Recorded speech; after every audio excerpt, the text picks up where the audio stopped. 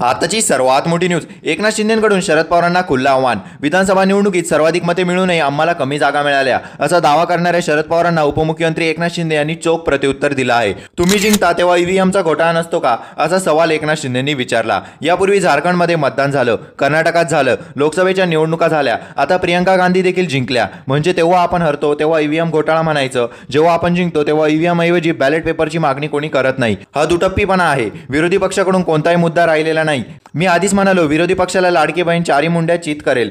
सर्व घटकांनी या राज्यातील विरोधी पक्षाला त्यांची जागा दाखवली. जनता घरी बसणाऱ्यांना मतदान करत नाहीत, काम करणाऱ्यांना मतदान करतात. एकनाथ शिंदे म्हणाले, सर्वोच्च न्यायालयापासून निवडणूक आयोगापर्यंत विरोधी पक्षाने नेहमीच त्यांच्या बाजूचा निकाल लागला तेव्हा त्यांना चांगलं म्हटलं, त्यांच्या विरोधात निकाल लागला तेव्हा आक्षेप घेतला, सुप्रीम कोर्टावर आरोप केले. हे लोकशाहीला घातक आहे. या महाराष्ट्रात लोकशाही मार्गाने झालेल्या निवडणुका आहेत. महायुतीचं काम जनतेने पाहिलं. 2.5 वर्षात महाविकास आघाडीने बंद पाडलेले प्रकल्प, कल्याणकारी योजना सुरू केल्या. या योजनेचा परिपाक, या कामाची पोचपावती या निवडणुकीत बघायला मिळेल. तसंच झालं. विरोधी पक्षाला माझं आव्हान आहे, रडगाणं थांबवा, रडगाणं बंद करा आणि विकास कामे सुरू करा असं आव्हानही एकनाथ शिंदे यांनी केलं. लोकसभेत 2 लाखाचा फरक असून त्यांना जागा जास्त आल्या. त्यांचे जास्त उमेदवार जिंकून आले. आम्हाला 17 जागा आणि महाविकास आघाडीला 31 जागा मिळाल्या. हा ईव्हीएम घोटाळा झाला म्हणायचं का? त्यावेळी त्यांनी काही आक्षेप घेतला नाही असंही एकनाथ शिंदे म्हणाले. अशाच नवनवीन व्हिडिओ बघण्यासाठी आपल्या चॅनलला लाईक आणि सबस्क्राईब करायला विसरू नका.